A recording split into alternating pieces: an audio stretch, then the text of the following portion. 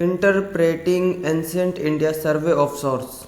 तो ये है आपका फर्स्ट सेमेस्टर बीए प्रोग्राम के अंदर फर्स्ट सेमेस्टर का सिलेबस जो आप देख सकते हैं, ये इंग्लिश में है। इसी का मैंने थोड़ी सी मेहनत करके हिंदी में ट्रांसलेशन इसका मैंने कर दिया है। उसको भी अभी हम डिस्कस कर लेते हैं, लेकिन इसमें से कुछ डिस्कस कर लेते हैं। जैसे कि इसमें आपको दिख रहा होगा टोटल 8 यूनिट है, आपको पढ़ना है। 8 यूनिट है और 8 यूनिट आपको टोटल पढ़ना है। Ancient India survey of source, pre historic cultures, Harappan civilization, Vedic culture, post Vedic culture, the Mauryan empires, the far south, and last unit है आपका post modern age with special reference to Satavahana and Kushan, polity, economics, society, culture. ये है, आप इसका screenshot भी ले सकते हैं, इंग्लिश में है। अब हम हिंदी में जो मैंने इसका ट्रांसलेट किया है उसको हम अब आपको दिखाते हैं और समझने में काफ़ी आसानी होगी हिंदी मीडियम स्टूडेंट्स के लिए, तो इस वजह से मैंने इसका ट्रांसलेट किया है। अगर कोई गलती हो इसमें तो आप मुझे कमेंट बॉक्स में लिखकर बता सकते हैं। और पहले इसको देख लेते हैं। History BA program first semester syllabus in Hindi. तो यूनिट फर्स्ट, इतिहास लेखन की प्रवृत्तियाँ और स्रोतों का सर्वेक्षण। दूसरा यूनिट है प्राग ऐतिहासिक संस्कृतियाँ। इसमें आपको पढ़ना है पुरापाषाण काल, मध्य पाषाण काल, नव पाषाण काल और शैलचित्र। ठीक है, अब यूनिट थर्ड में आते हैं। यूनिट थर्ड है आपका हड़प्पा सभ्यता, उत्पत्ति और सीमा, नगर नियोजन, अर्थव्यवस्था, हड़प्पा सभ्यता की अर्थव्यवस्था, समाज और धर्म, समुदाय और ताम्रपाषाण संस्कृतियाँ या संस्कृति, ताम्रपाषाण संस्कृति। तो ये उसके टॉपिक हैं और ये जो हैं उसके सब टॉपिक्स हैं, जैसा कि आपको दिख रहा होगा। अब यूनिट 4 है वैदिक संस्कृति। वैदिक संस्कृति में आपको पढ़ना है राज्य व्यवस्था, अर्थव्यवस्था वैदिक संस्कृति की, वैदिक काल की, समाज और धर्म, लोह युग की शुरुआत और महापाषाण काल संस्कृति। तो ये यूनिट 4 है आपका। यूनिट 5 है उत्तर वैदिक काल। यूनिट 5 है उत्तर वैदिक काल, सामग्री और सामाजिक परिवर्तन।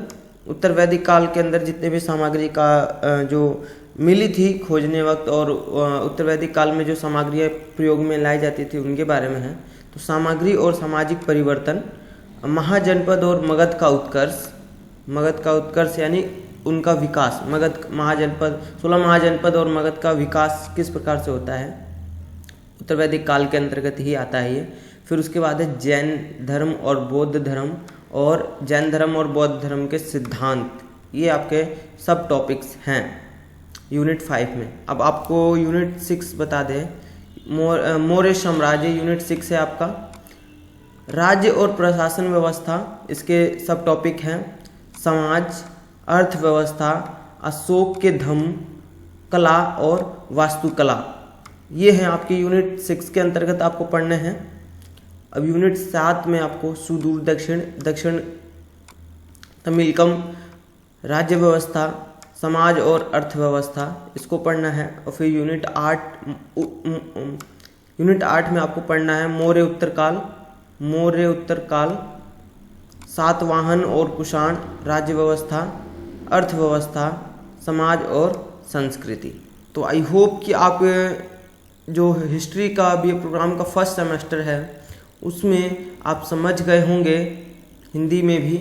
आप चाहें तो इसका फुल्ली एक स्क्रीनशॉट भी ले सकते हैं। ये है 1 से यूनिट 6 तक और ये है 4 से यूनिट 8 तक।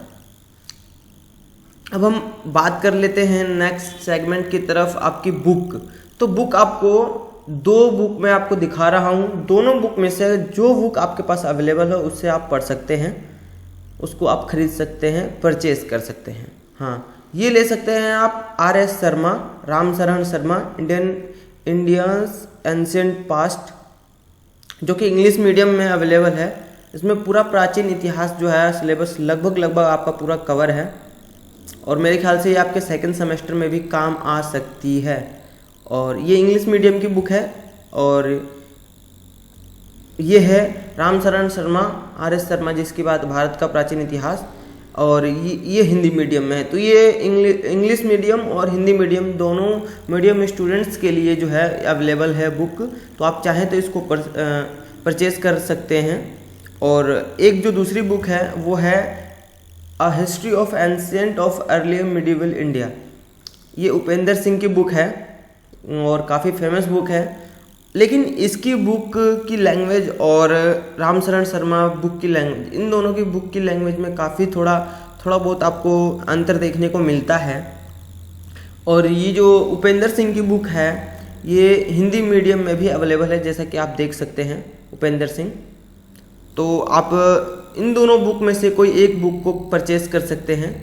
हिंदी में भी इसकी लैंग्वेज जो है काफ़ी टफ नहीं है, आसानी से आप समझ सकते हैं। अगर आपने 12th में NCERT की किताब पढ़ी है उसी प्रकार से रामशरण शर्मा की किताब जो है उसका है। वो भी मैंने भी NCERT जब मैं फर्स्ट सेमेस्टर में था तो मैंने भी ये रामशरण शर्मा की किताब पढ़ी थी और हमारे कॉलेज की लाइब्रेरी में ये वाली बुक भी मिलती है, बहुत सारी रखी है। तो लाइब्रेरी से मैंने ये वाली बुक उपेंद्र सिंह की किताब भी पढ़ी और है उपेंद्र सिंह की किताब भी पढ़ी है और ये प्राचीन भारत का इतिहास ये भी पढ़ा है रामशरण शर्मा की।